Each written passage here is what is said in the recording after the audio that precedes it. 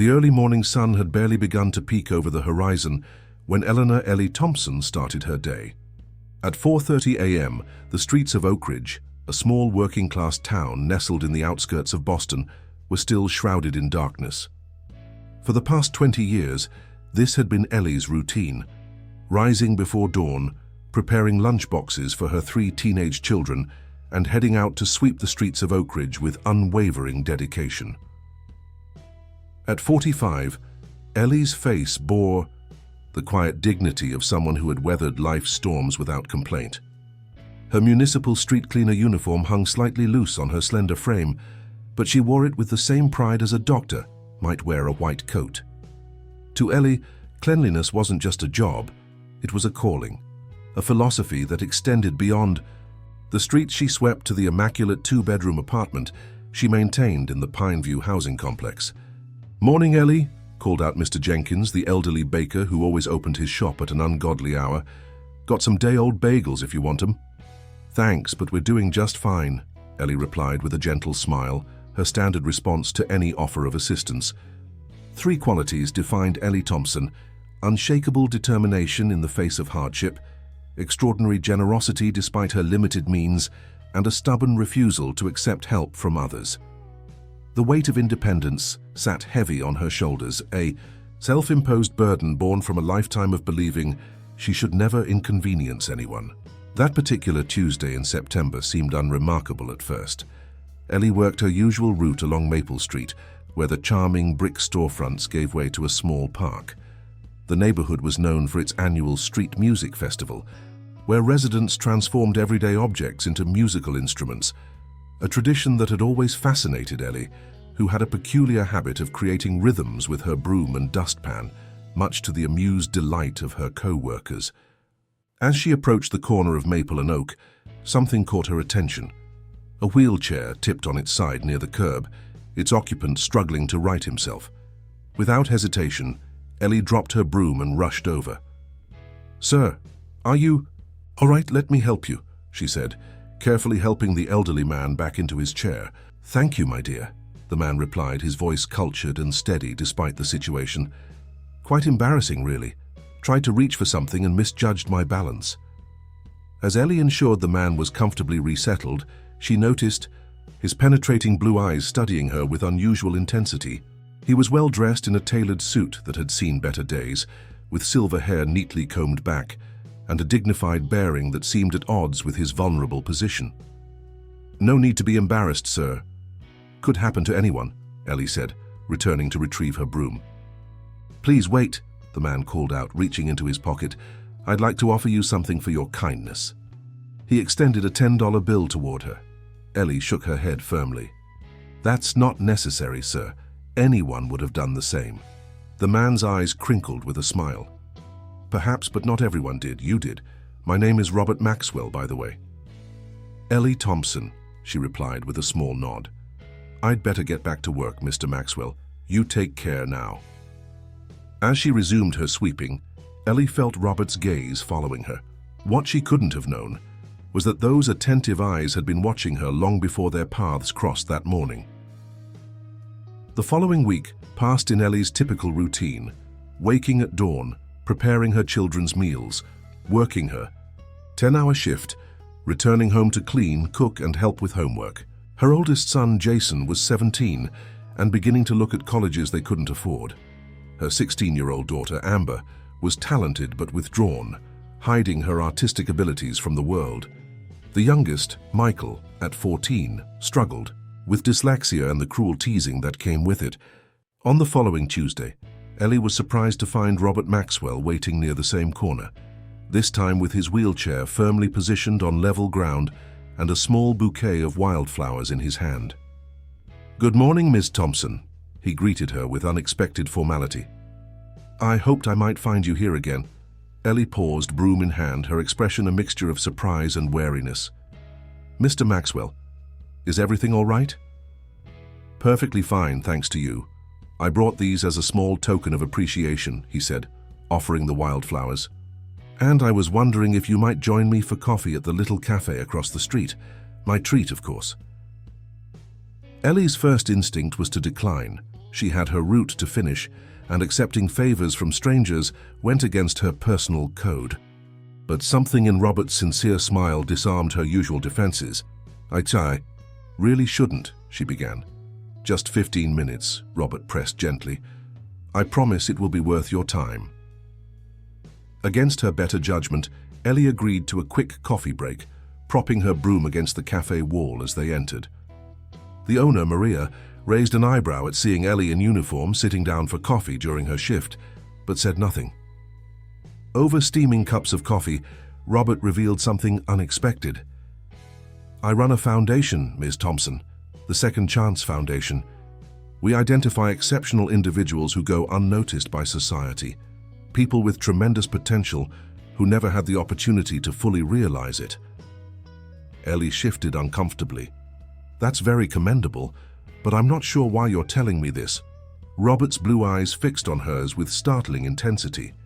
"Because I'd like to offer you a scholarship to attend Northeast Community College, a full ride for any program you choose." The coffee cup nearly slipped from Ellie's fingers. What? Mr. Maxwell, I think you've misunderstood. I'm just a street cleaner." "There's no just about it, Ms. Thompson. You're a woman of extraordinary character who deserves an extraordinary opportunity. And please, call me Robert." As the magnitude of his offer sank in, Ellie's mind whirled with conflicting emotions. Disbelief, suspicion, a flicker of hope quickly suppressed, and overwhelming anxiety at the prospect of change. College was a dream she had abandoned decades ago when her parents couldn't afford to send her, and she had to start working to help support the family. "Why me?" she finally managed to ask. "And why now?" Robert's expression softened. "Sometimes the right person and the right moment align. All I ask is that you consider it." As Ellie returned to her broom and her familiar routine, the wildflowers clutched awkwardly in one hand, she couldn't possibly know how this brief encounter would unravel the carefully structured life she had built, thread by thread. Nor could she imagine that the wheelchair-bound man watching her walk away was keeping far more secrets than he had revealed. 3 weeks passed before Ellie could bring herself to call the number Robert had given her. During that time, the small bouquet of wildflowers sat in a mason jar on her kitchen counter, simultaneously a promise and a threat to the life she knew. Each morning she would stare at them while preparing lunches, their gradual wilting a countdown to a decision she couldn't postpone forever. "Mom, who gave you those flowers?" Amber had asked on the first day, her artistic eye drawn to the unusual arrangement of prairie blooms. "Just someone being kind," Ellie had answered, redirecting the conversation to Amber's upcoming math test. The truth was more complicated. Robert Maxwell's offer had reopened wounds Ellie had spent years carefully bandaging, dreams deferred, opportunities missed, a life of perpetual sacrifice. The prospect of college awakened a younger Ellie, who still believed in possibilities beyond Oak Ridge's narrow streets. When she finally dialed the number, sitting on the edge of her bed well past midnight, her hands trembled. "Second Chance Foundation, this is Diana speaking. How may I help you?" The professional voice on the other end made everything suddenly real. By the call's end, Ellie had an appointment to visit Northeast Community College the following day, her first day off in months. The campus was modest, by university standards, but to Ellie it might as well have been Harvard. Stone buildings with ivy-covered walls, students lounging on manicured lawns, the energetic buzz of ideas and potential in the air. Dr. Sarah Winters, the admissions counselor, greeted her with unexpected warmth, despite Ellie's obvious discomfort in her best but outdated dress. "Mr. Maxwell speaks very highly of you, Ms. Thompson," Dr. Winters said, reviewing a file that somehow already contained Ellie's high school transcripts, remarkable straight A's from 27 years ago. "Your academic record was quite impressive." "That was a long time ago," Ellie murmured, eyes downcast. "Knowledge doesn't expire," Dr. Winters replied with a smile. "Have you thought about what you might want to study?" The question caught Ellie off guard. What did she want? For so long, her wants had been subordinate to necessity. "I've always been interested in environmental science," she admitted quietly, "especially urban sustainability. Working on the streets, You see how much waste we generate, how many resources we squander." Dr. Winters nodded approvingly. "We have an excellent environmental management program. Classes are available evenings and weekends to accommodate working students." By the time Ellie left campus, clutching a folder of information and scholarship papers, her mind was a battlefield of conflicting emotions. The practical side of her catalogued the obstacles: her age, her responsibilities, the 10-hour workdays that left her. Bone-tired, the inevitable judgment from others. But another voice, long silenced, whispered of possibility. That evening she gathered her children around their small kitchen table. "I've been offered a scholarship," she announced, her voice steadier than she felt. "To study environmental management at Northeast Community College." 3 pairs of eyes stared back at her with varying degrees of surprise. "Like actual college?" Jason asked, his fork suspended midway to his mouth. "Yes, actual college," Ellie replied, attempting a smile. "I'd still work my regular hours but take evening classes 3 nights a week. But who will help me with dinner and homework those nights?" Michael asked, his 14-year-old face clouded with anxiety. "We'll figure it out together," Ellie assured him, though her own uncertainty lingered beneath her words.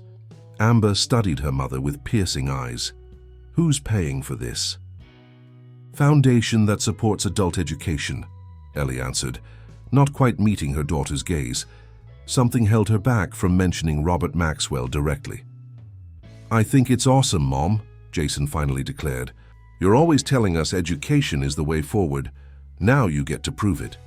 His unexpected support loosened a knot in Ellie's chest. Maybe, just maybe, this impossible dream wasn't so impossible after all. The following Monday, Ellie submitted her request for a modified schedule to the Municipal Sanitation Department. Her supervisor, Bill Davidson, a gruff man with unexpected moments of kindness, reviewed the paperwork with pursed lips. 20 years without asking for special treatment, and now this? He grumbled, but there was no real sting in his words. "Guess we can move you to the eastern route. Shorter streets, but you'll need to start an hour earlier." "Thank you, Bill," Ellie said, relief washing over her. "I'll make sure my work doesn't suffer." "Never thought it would, Thompson. Just make us proud out there with those college folks." 2 weeks later, Ellie sat in her first college class, Introduction to Environmental Studies, her municipal uniform exchanged for jeans and a simple blouse, her calloused hands clutching a brand new notebook. At 45, she was easily the oldest person in the room, excluding the professor. The students around her, mostly in their early 20s, scrolled through smartphones and laptops with casual familiarity, their conversations peppered with references Ellie didn't understand. "Is this seat taken? Eat?" A voice broke through her anxious thoughts. Ellie looked up to see a woman, perhaps in her late 30s, with curly red hair and a friendly smile. "No, please," Ellie gestured to the empty chair. "I'm Patricia Miller, but everyone calls me Trish," the woman said, extending her hand. "First timer, too." "Is it that obvious?" Ellie asked with a self-conscious laugh. "Only because you look as terrified as I feel," Trish replied with a wink. "Career change?" "Something like that," Ellie answered vaguely. "Same here. 15 years in retail management, and one day I woke up and couldn't face another inventory count. My kids think I'm having a midlife crisis." The mention of children created an immediate bond. As they exchanged stories about teenage drama and juggling responsibilities, Ellie felt some of her tension dissipate. Perhaps she wasn't as out of place as she'd feared. The professor, Dr. Alan Carter, entered the room with an energetic stride that belied his 60-something years. "Welcome everyone to the beginning of your environmental awakening," he announced without preamble. "Look around you. The person sitting next to you might very well be designing the sustainable systems of tomorrow." As the class progressed, Ellie found herself increasingly engaged, her initial discomfort forgotten as Dr. Carter discussed urban waste management, a topic she knew intimately from a perspective few in the room could match. When he posed a question about practical challenges in implementing recycling programs in lower-income communities, Ellie's hand rose almost involuntarily. "The issue isn't just education or infrastructure," she said, her voice gaining strength as she spoke. It's about designing systems that respect people's daily realities. When you're working multiple jobs or don't have reliable transportation, recycling becomes a luxury, not a priority. Dr. Carter nodded approvingly. Excellent point, Ms. Thompson. Eleanor Thompson. Ms. Thompson brings up something crucial that often gets overlooked in environmental planning, the human element. The approving nod from the professor sent an unexpected thrill through Ellie. For the first time in decades, she wasn't defined by her broom or her uniform, but by her mind and her insights. As she walked home that evening, the autumn air crisp. Against her face, Ellie felt a curious lightness despite her physical exhaustion. She had crossed a threshold, not just the physical door of the classroom, but a boundary in her own mind about what might still be possible. What she didn't notice was the sleek black car parked half a block away, or the driver watching her progress with careful attention before making a discreet call. She attended the first class, the driver reported. Seemed to engage well. On the other end, Robert Maxwell smiled. Excellent. Everything is proceeding as expected. By the end of her first semester, Ellie had settled into a grueling but manageable routine. Rising at 3:30 a.m. instead of 4:30, she completed her street cleaning route by early afternoon, rushed home to shower and change, then either headed to evening classes or tackled the mounting pile of assignments and readings. The kitchen table had become a shared study space, with Ellie often working alongside her children on their respective homework. "Mom, do you understand any of this statistics stuff?" Jason asked one evening, sliding his laptop toward her. Ellie glanced at the screen, where probability distributions and confidence intervals awaited. "Actually, yes. We just covered this in my environmental data analysis class." She explained the concept slowly, surprising herself with how easily the knowledge flowed. "Since when did you become a math genius?" Amber remarked, looking up from her sketchbook with newfound curiosity about her mother. "I'm hardly a genius," Ellie replied, "just a student like you." These small moments of connection with her children helped ease the guilt that constantly shadowed her. Other changes were less positive. Jason had grown increasingly distant, staying out later with friends and responding to questions with clipped answers. Michael's teacher had called about declining grades, attributing them to disruption at home. And the apartment, once immaculate, now frequently sported piles of unfolded laundry and unwashed dishes. The physical toll was evident too. Dark circles had taken permanent residence under Ellie's eyes, and she'd lost weight she couldn't afford to lose. But alongside the exhaustion flourished something new, intellectual fulfillment. For the first time in decades, Ellie was being challenged to think beyond the immediate and practical, to engage with ideas and possibilities. Dr. Carter had taken a particular interest in her progress, often staying after class to discuss how her frontline experience in urban sanitation could inform environmental policy. During one such conversation, he mentioned an upcoming project. "The department is partnering with Ecotech Industries on a waste management initiative," he explained. "They're looking for student proposals on innovative recycling methods for urban areas. With your background, you'd bring a unique perspective." "I'm not sure I have time for extra projects," Ellie hedged, thinking of her already overwhelming schedule. "It comes with a grant stipend," Dr. Carter added, "and potential internship opportunities." The mention of money made Ellie reconsider. Despite the scholarship covering tuition, the family budget remained painfully tight, especially with Jason's college applications looming. That night, instead of sleeping her precious few hours, Ellie sketched ideas based on patterns she'd observed over 2 decades of cleaning Oak Ridge's streets. She envisioned a community-based recycling program that would transform the annual Street Music Festival into a year-round initiative where residents could create both music and practical items from reclaimed materials. 2 weeks later, Ellie submitted her proposal titled "Harmony in Waste: Transforming Urban Discards into Community Resources." She expected nothing to come of it. Her proposal was surely amateur compared to those of students with formal environmental training. When the email arrived announcing she was one of 3 finalists selected to present to Ecotech Industries, Ellie stared at her ancient laptop screen in disbelief. The presentation would take place during working hours, meaning she'd need to request time off, something she'd never done except for dire emergencies. Bill Davidson was surprisingly accommodating. "About time you took some hours for yourself, Thompson. Department won't fall apart without you for one morning." The Ecotech headquarters occupied a sleek glass building in downtown Boston, worlds away from Oak Ridge's modest streets.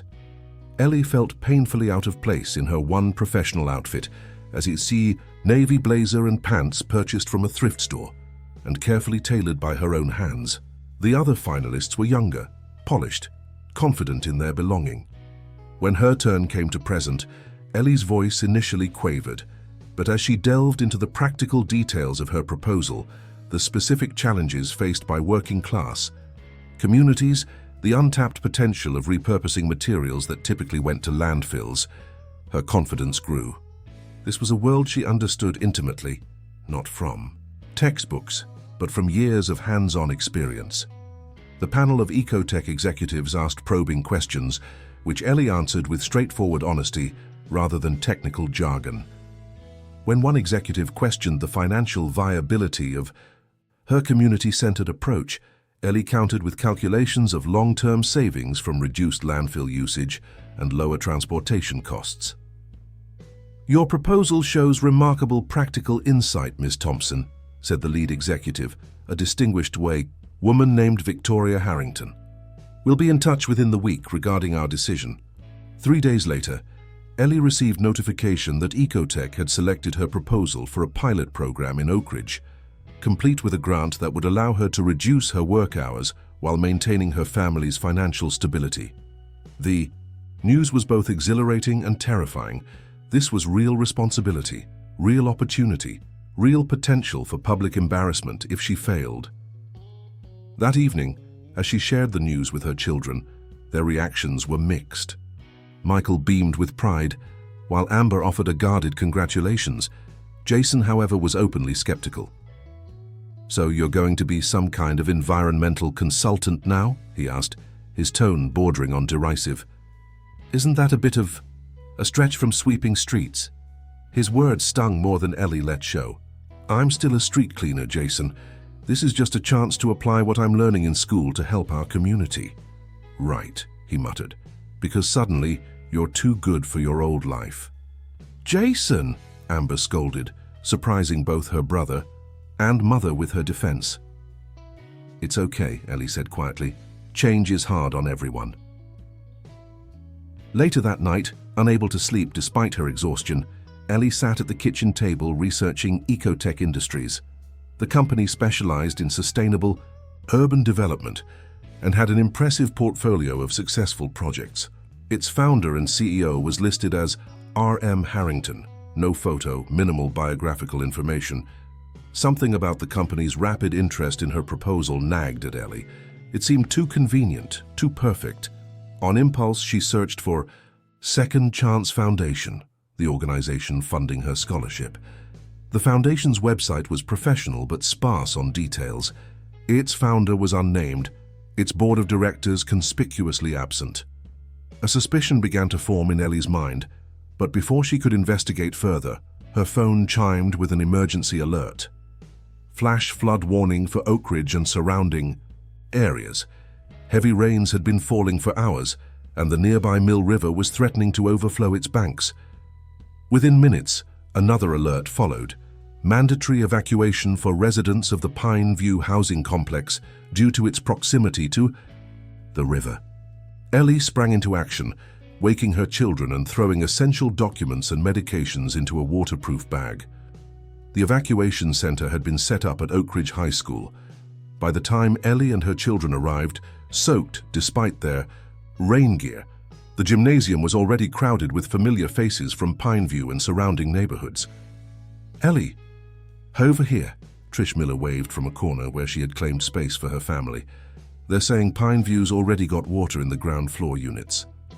Ellie's stomach clenched. Their apartment was on the second floor, but all their possessions, modest as they were, remained vulnerable. Each item represented years of careful saving, of making do, of building something from nothing. Throughout the night, Ellie helped coordinate resources for displaced families, her municipal worker ID giving her access to information and supplies. She organized a childcare area, distributed blankets, and liaised with emergency services, all while anxiety about her home and possessions gnawed at her. Dawn brought confirmation of their fears. The Mill River had jumped its banks spectacularly, sending waist-high water through the lower sections of Oakridge. Pine View's entire first floor was submerged, and even second-floor apartments had suffered water damage from the backed-up plumbing system. When residents were finally allowed to return 3 days later, Ellie found their apartment largely intact but not unscathed. Water stains marked the walls, and a pervasive smell of damp hung in the air. Worst hit was Michael's bedroom, where a leaking window had soaked his mattress and damaged the second-hand desk where he did his homework. "It could have been worse," Ellie said, trying to sound optimistic as they salvaged what they could. At least the roof held. That afternoon, as Ellie was hauling sodden carpet to the dumpster, a familiar voice called her name. Robert Maxwell sat in his wheelchair at the edge of the Pine View parking lot, surveying the damage with evident concern. "Ms. Thompson," he said, wheeling toward her. "I came as soon as I heard about the flooding. Are you and your family all right?" "We're managing," Ellie replied, suddenly conscious of her disheveled appearance and the moldy carpet in her gloved hands. "What brings you to Oakridge, Mr. Maxwell? Checking on your investment?" The words came out more bitterly than she'd intended, but the coincidences had become too numerous to ignore. Robert's appearance in her life, the scholarship, the ecotech proposal, it all felt orchestrated. Robert's expression registered surprise, then understanding. "You've figured it out." "Not everything," Ellie admitted, setting down her burden. "But enough to know that Ecotech Industries and your Second Chance Foundation are connected, and that neither is being entirely straightforward with me." Robert sighed deeply.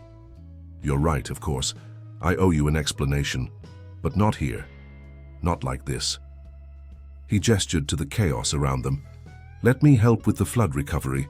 My foundation has resources that could make a real difference for Pine View residents." Ellie studied him, conflict evident in her expression. "Why the games, Mr. Maxwell? Why not be honest from the start?" "Would you have accepted my help if I had?" he countered gently.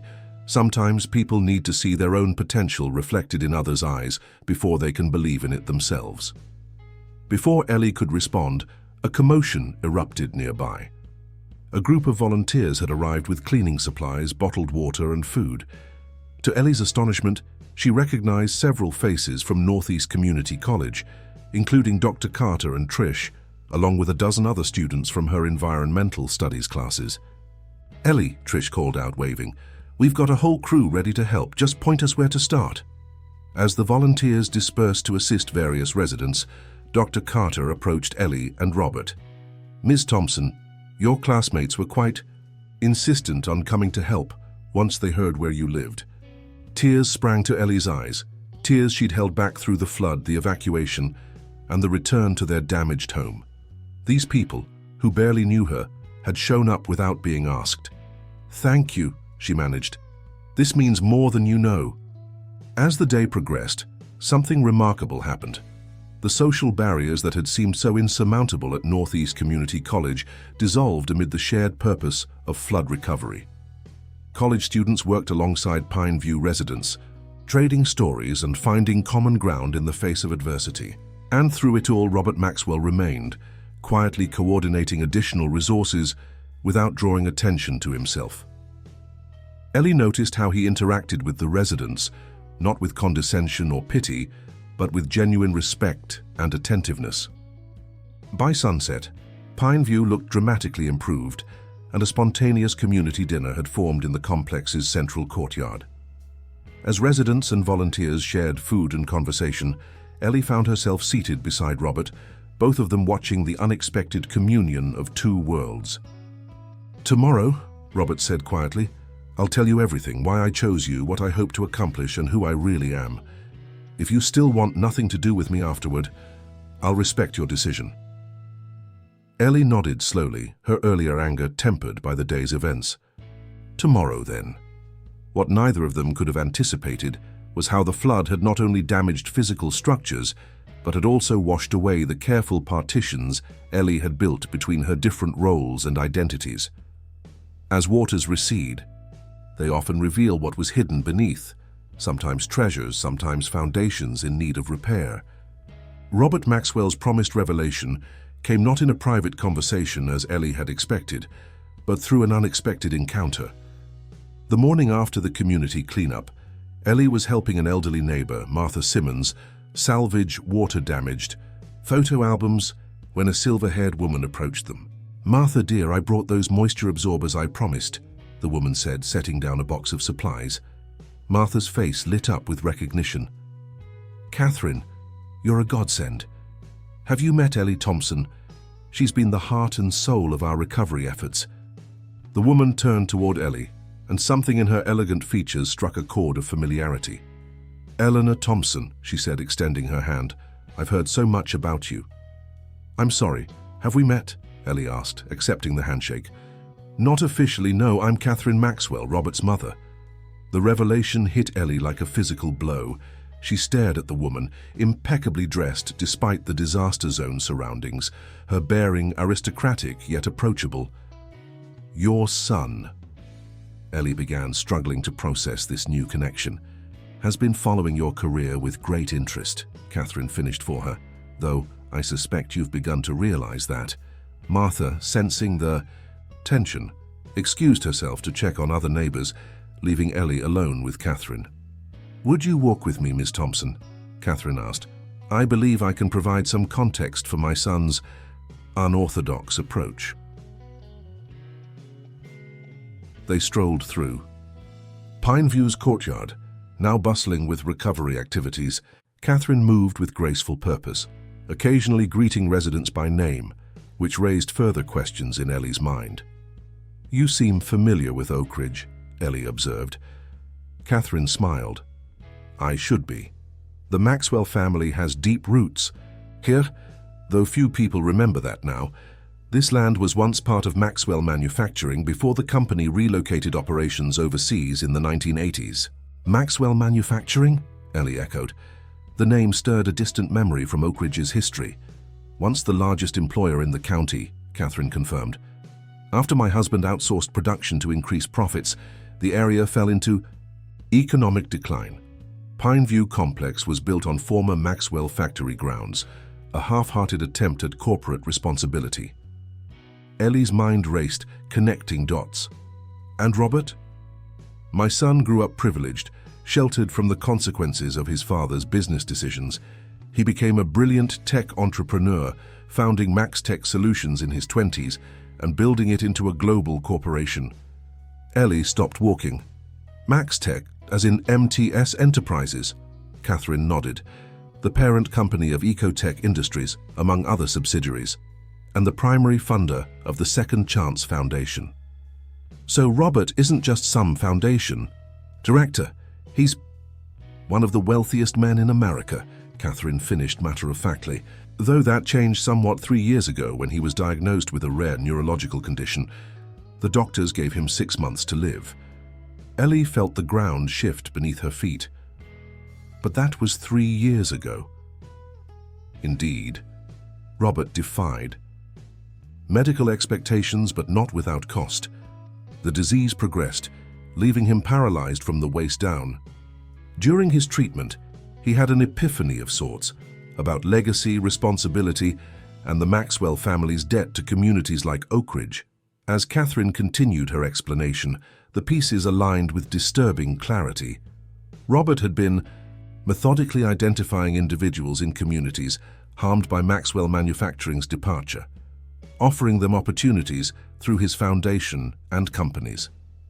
Ellie wasn't the first, but she was, according to Catherine, uniquely inspiring to her son. "He observed you for months before arranging your chance meeting," Catherine admitted. "Your work ethic, your dignity, your refusal to be diminished. By circumstances, these qualities resonated deeply with him." Ellie's emotions cycled rapidly through shock, anger, violation, and confusion. "So I've been part of some billionaire's redemption project? A laboratory experiment in lifting people from poverty?" Catherine's expression hardened slightly. My son may have been presumptuous and manipulative in his methods, but his intentions weren't exploitative. He genuinely believes in your potential, Ms. Thompson. As do I, having met you. Before Ellie could respond, her phone buzzed with a text from Jason. Where are you? The mayor is here looking for you. Puzzled, Ellie excused herself and hurried to Pineview's entrance, where a small crowd had gathered around Mayor Wilson and several officials in suits. Ah, Eleanor Thompson. Mayor Wilson boomed when he spotted her. Just the woman we've been waiting for. Mayor Wilson, Ellie greeted him cautiously. What brings you to Pineview? Opportunity, Miss Thompson. I've just been reviewing your proposal with the folks from Ecotech Industries. Brilliant work, truly innovative. The City Council has unanimously approved a partnership to implement your community-based recycling program across Oak Ridge. The announcement drew applause from the gathered residents. Ellie stood frozen, unable to process this latest development stacked upon the revelations about Robert Maxwell.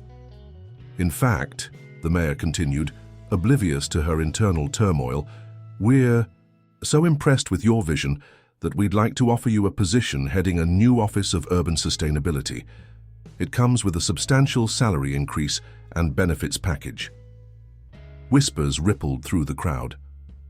Ellie caught sight of her children at the periphery, Michael beaming with pride, Amber watching with unreadable eyes, and Jason's face a storm of conflicting emotions.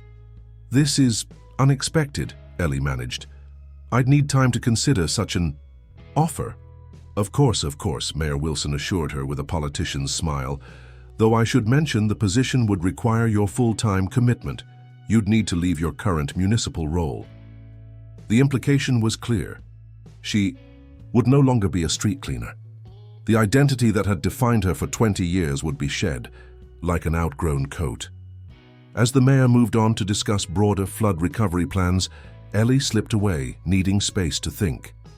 She found herself at the neighborhood playground, mercifully untouched by floodwaters due to its elevated position. Sitting on a swing meant for someone half her size, she tried to untangle the web of emotions constricting her chest. Mind if I join you? The voice belonged to Robert Maxwell, who had wheeled himself to the adjacent swing platform. Ellie looked at him for the first time. Beyond the wheelchair and expensive clothes, she saw the signs of his illness, the slight tremor in his hands, the thinness of his once athletic frame, the shadows beneath his piercing eyes. Your mother told me everything, she said flatly.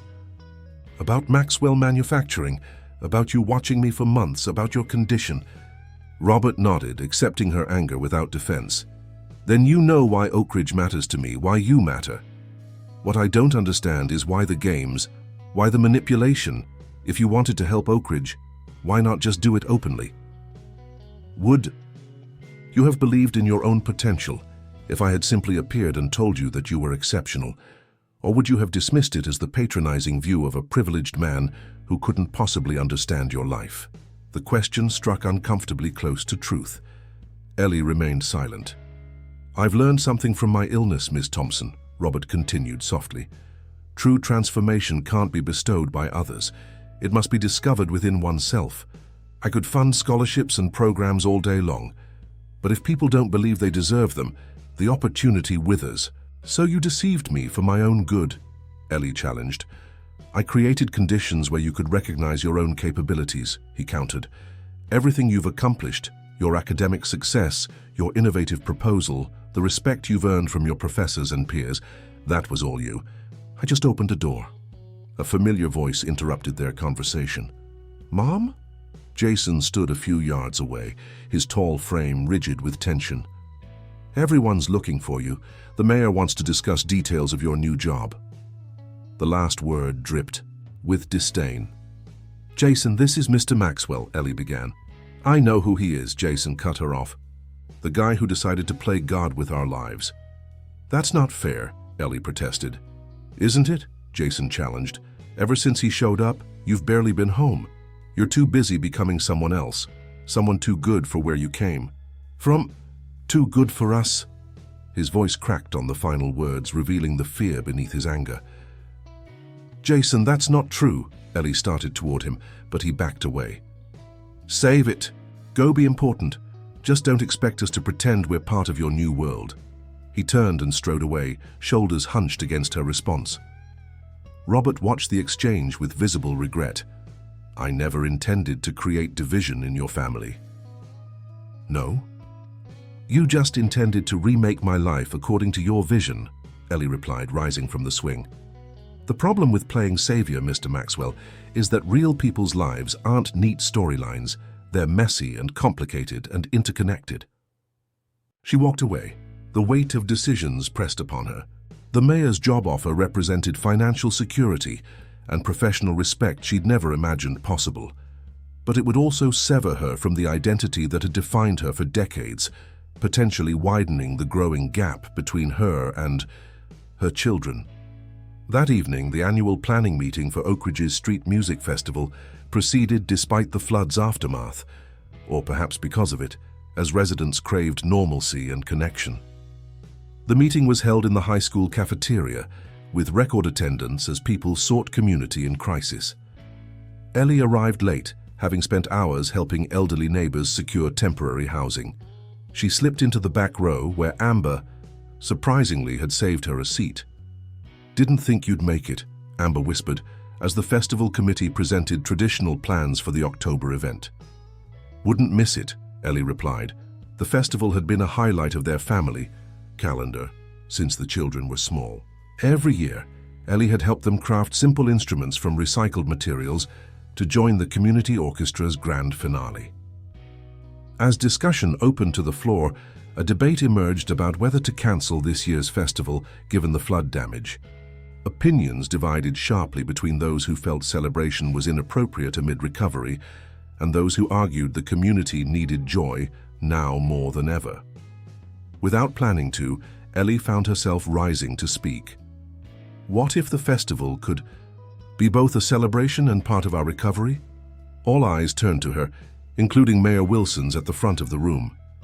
I mean, she continued, finding her voice growing stronger, what if we expanded the festival's tradition of making music from everyday objects to creating useful things from flood debris? We could showcase how creativity transforms waste into resources, exactly what my recycling proposal aims to demonstrate year-round. The room buzzed with reactions. Some traditionalists objected to changing the festival's format, while younger residents embraced the innovative approach. The debate intensified until it clearly reflected something beyond the festival itself. Community at a crossroads, divided between preserving the past and embracing change. Ellie recognized the same tension within herself.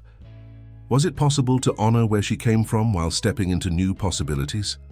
As the meeting adjourned without clear resolution, Amber turned to her mother with unexpected insight. You know what the real problem is? Everyone thinks they have to choose between the old way and something completely new, but maybe the best path is bringing them together. Ellie stared at her daughter, struck by the simple wisdom. When did you get so insightful? Amber shrugged, a small smile playing at her lips. Been watching you figure things out. It's kind of inspiring, even when it's annoying. The admission, half compliment, half complaint, was the most personal connection Amber had offered in months. Ellie savored it, recognizing the olive branch for what it was. As they walked home through streets still bearing flood scars, Ellie spotted a familiar black car idling near Pineview's entrance. Catherine Maxwell stood beside it, elegant even, in the gathering twilight. Mrs. Maxwell, Ellie acknowledged, instinctively placing a protective arm around Amber. Ms. Thompson, Catherine replied with a nod. I wanted to apologize for my son's methods, even if I support his intentions, and to give you this. She extended an envelope. Information about Robert that might help you understand his perspective better. Whatever you decide about the mayor's offer, we'll respect your choice. Ellie accepted the envelope cautiously. Thank you, I think. After Catherine departed, Amber looked at her mother curiously. What was that about? And what job offer? Ellie sighed, realizing how much she'd been keeping from her family. It's a long story. Let's get home and I'll explain everything. To you and your brothers. No more secrets. That night, gathered around their small kitchen table, Ellie shared the full truth. about Robert Maxwell's deception and his genuine belief in her potential, about the mayor's job offer, and her conflicted feelings about leaving street cleaning behind, about her fears of losing connection with them as she changed. To her surprise, Michael and Amber listened with growing understanding. Jason remained silent until everyone else had spoken, his expression guarded.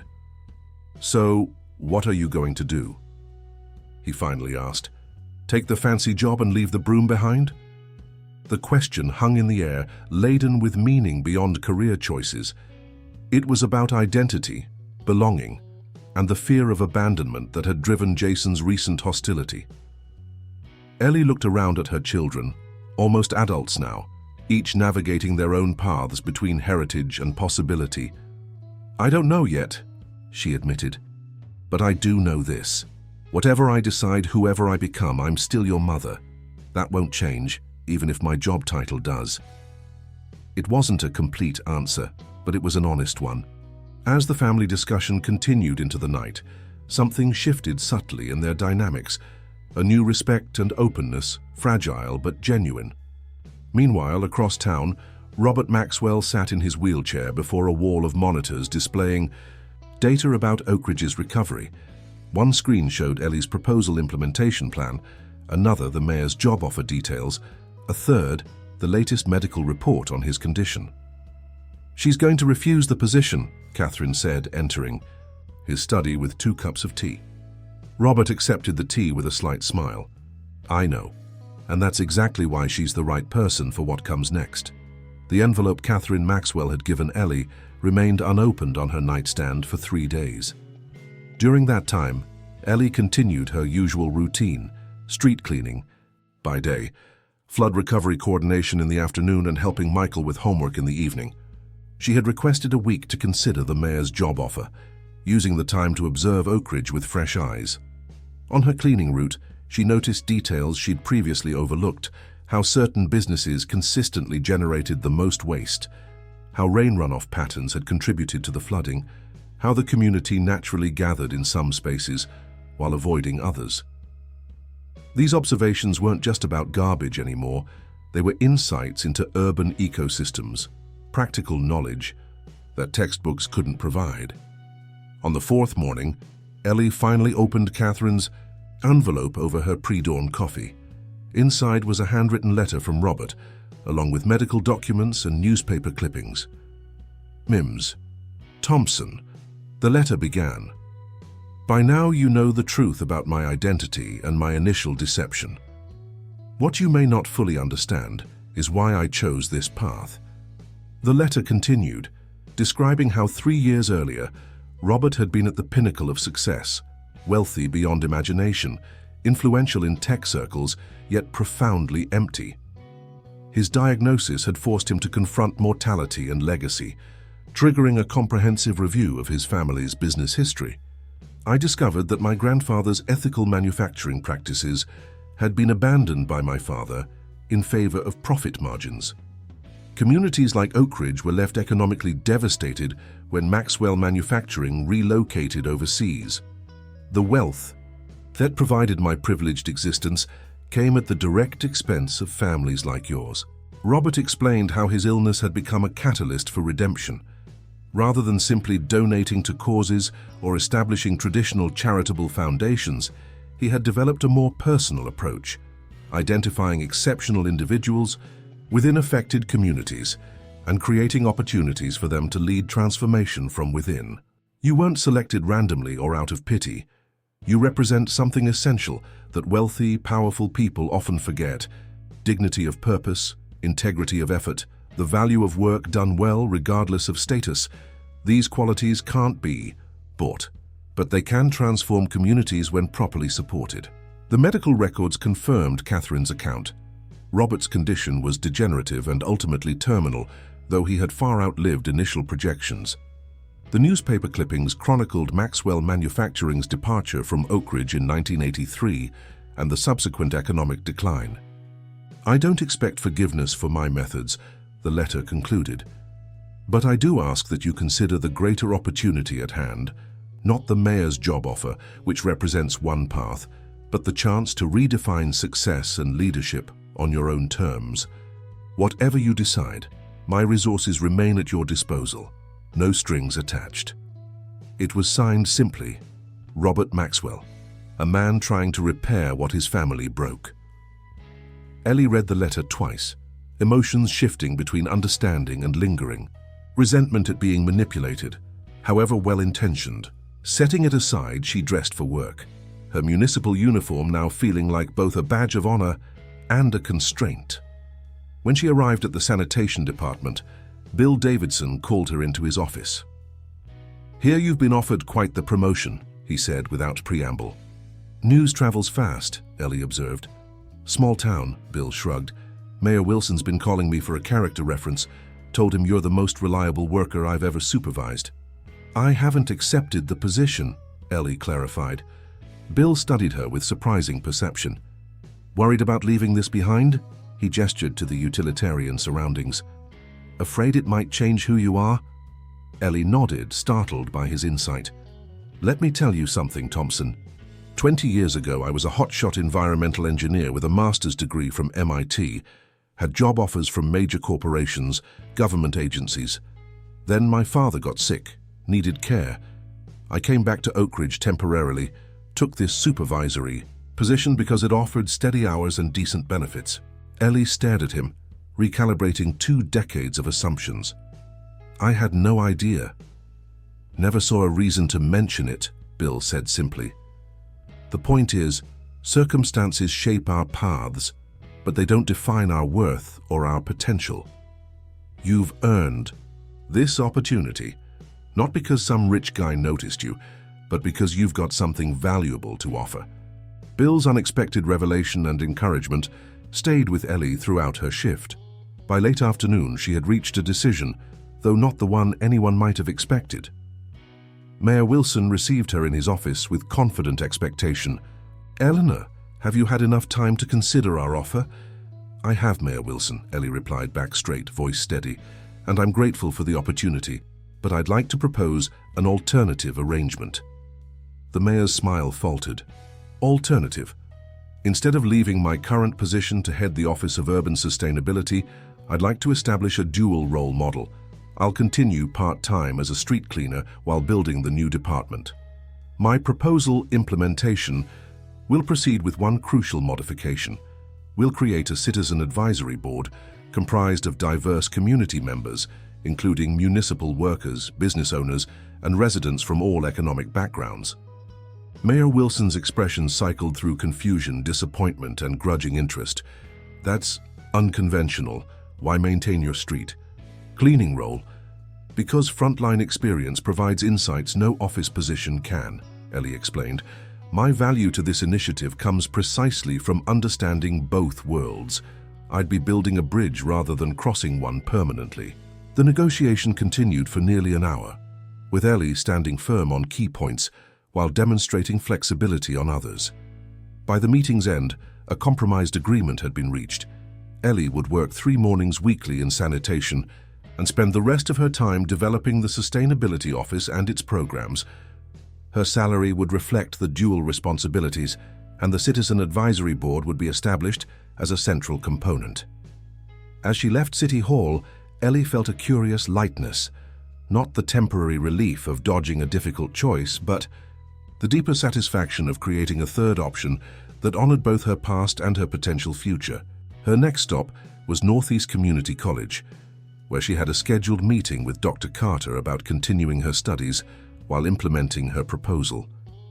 She found him in conversation with Robert Maxwell in the Environmental Studies Department courtyard. Both men looked up at her approach, their discussion halting mid-sentence. The tension was palpable as Robert acknowledged her with a nod. "Ms. Thompson," he greeted her formally, "I hope my letter provided some context." "It did," Ellie confirmed, "though I'm still processing much of it."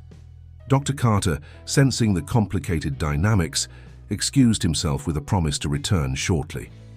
When he was gone, Ellie took the seat opposite Robert. "I've decided not to accept the mayor's original offer," she began. "I suspected as much," Robert replied. "You aren't someone who abandons her roots easily. Instead, I've negotiated a position that allows me to keep one foot in my original world while building something new, Ellie continued. Which brings me to why I wanted to see you today. Robert waited expectantly as Ellie outlined her vision, expanding her recycling initiative to include a training center for environmental services workers, creating pathways for frontline municipal employees to develop and implement sustainability solutions based on their direct experience. The program would require significant funding beyond what the city can provide, she concluded. I'm asking if your foundation would consider supporting it with complete transparency this time, no hidden connections or manipulations. A slow smile spread across Robert's face. You're proposing a partnership rather than accepting patronage, maintaining your agency while leveraging available resources. Exactly, Ellie confirmed. I don't want to be your redemption project, Mr. Maxwell, but I am willing to be your business partner in improving Oak Ridge, if you're willing to work openly and respect the community's voice in all decisions. I believe I can agree to those terms, Robert said, extending his hand. Though I should warn you, my illness may limit how long I can personally participate. Ellie accepted his handshake with newfound confidence. Then we should make the time count. As Dr. Carter returned to join their discussion, the conversation shifted to academic frameworks for community-led environmental initiatives. Ellie contributed insights with growing assurance, no longer intimidated by the scholarly terminology or institutional prestige. That weekend, Oak Ridge's Street Music Festival Planning Committee reconvened with Ellie's integrated proposal now central to the agenda. The event would maintain its musical heart while expanding to showcase creative reuse of flood debris, a demonstration of resilience and reinvention that resonated deeply with residents still recovering from the disaster. Jason, after weeks of resistance, had reluctantly agreed to help coordinate youth participation. It was a small step toward reconciliation, fragile but significant. So, you're really going through with this dual role thing? He asked as they walked home from the meeting. Part street cleaner, part environmental director. That's the plan, Ellie confirmed. Best of both worlds. Jason was quiet for several steps before asking, Aren't you worried people won't take you seriously? That they'll always see you as just the lady with the broom pretending to be something else? The question revealed his deeper concern that he too might be perpetually defined by his origins, never fully accepted in the world of possibilities he glimpsed through college applications. Some might, Ellie acknowledged, but that's their limitation, not mine. The broom doesn't define me, Jason, but it is part of my story, a part I'm not willing to erase or be ashamed of.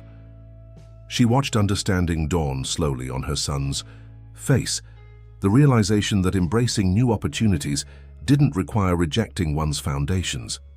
In the weeks that followed, Ellie's unconventional arrangement drew attention beyond Oak Ridge. Regional news outlets picked up the story of the street cleaner, who had developed an innovative community-based recycling program while maintaining her frontline role. Environmental organizations expressed interest in replicating the model in other post-industrial towns. Robert Maxwell kept his word about transparency, publicly announcing his foundation's support for Oak Ridge's sustainability initiatives and acknowledging the historical debt his family's business decisions had created. This honesty generated mixed reactions. Some praised his accountability while others questioned his motives, but the conversation itself represented progress. The Training Center for Environmental Services Workers broke ground in November, built on formerly vacant land once owned by Maxwell Manufacturing. Its mission statement, prominently displayed at the entrance, read, "Valuing practical wisdom and lived experience in creating sustainable communities." Throughout these developments, Ellie maintained her commitment to education, continuing evening classes with Trish and other non-traditional students who had become a supportive cohort. The flood had washed away many barriers between these adult learners and their younger classmates, creating unexpected mentoring relationships that benefited both groups.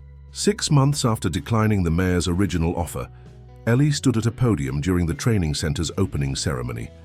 Looking out at the gathered crowd, municipal workers in their uniforms, college students and professors, city officials, and ordinary Oak Ridge residents, She saw not separate worlds, but interconnected communities. "This center represents something beyond recycling or environmental management," she told the audience. "It represents the recognition that true sustainability must include human dignity and diverse perspectives. The person who cleans your street may have insights no consultant could provide.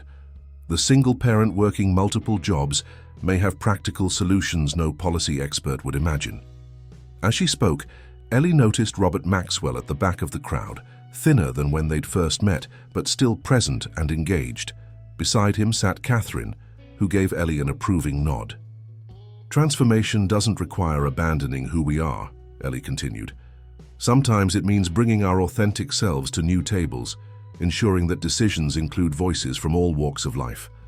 Sometimes it means recognizing that the work we do, whatever it may be, has value and wisdom embedded within it." After the ceremony, as attendees mingled over refreshments, Ellie found herself beside a display case containing a municipal street cleaner's broom mounted alongside her academic achievements and program designs, a visual representation of her integrated identity. "Quite the journey from that first day I fell off my wheelchair," Robert commented, joining her at the display. "Though I should confess, the fall wasn't entirely accidental." Ellie laughed despite herself. "I had begun to suspect as much." "Do you regret any of it?" he asked more seriously. "Now that you know the full story?" Ellie considered the question carefully. "I regret the deception, but not the opportunities that followed. I've learned that life rarely offers perfect choices, only complex ones that require integration rather than selection." As sunset painted Oak Ridge's recovering streets in golden light, Ellie's 3 children arrived at the center, having walked over together from various after-school activities. Jason was discussing college applications with Michael, while Amber carried her latest art portfolio, drawings depicting Oak Ridge before, during, and after the flood, beauty and resilience captured in each stage. Watching them approach, Ellie felt the fullness of her journey, not as a straight path from one identity to another, but as an expansion that honored continuity while embracing growth. The street cleaner remained, her practical wisdom and work ethic intact. The emerging environmental leader had joined her, bringing new knowledge and broader influence. Together, they formed a whole greater than either could have been separately. "Mom, are you coming?" Amber called. "The Street Music Festival Committee needs input on the recycled instrument workshop." "Be right there," Ellie replied, turning from the display case toward her waiting family. Behind her, mounted with equal prominence, were 2 objects that symbolized her dual identity: the broom she had carried for 20 years and the proposal that had transformed her community. Neither overshadowed the other. Both were essential parts of who Eleanor Thompson had become, a woman who had learned that sometimes the most powerful changes come not from sweeping away the past, but from integrating it into something new and stronger. As Ellie joined her children, Robert watched them depart, a bittersweet smile on his face. His medical prognosis remained unchanged, but his legacy had taken an unexpected form, not in buildings bearing his name or technologies he had pioneered, but in the ripple effects of one street cleaner's transformation. It wasn't the redemption he had initially sought, but perhaps it was the one he truly needed. In choosing to remain partly who she had always been while growing into something new, Ellie Thompson had demonstrated a truth Robert's wealth had obscured: that dignity and worth aren't bestowed by position or status, but claimed through purpose and integrity. That sometimes the most powerful changes aren't about leaving something behind, but about bringing the best of it forward. And that sometimes the person holding the broom might be the one who shows others how to truly clean up the messes of the past.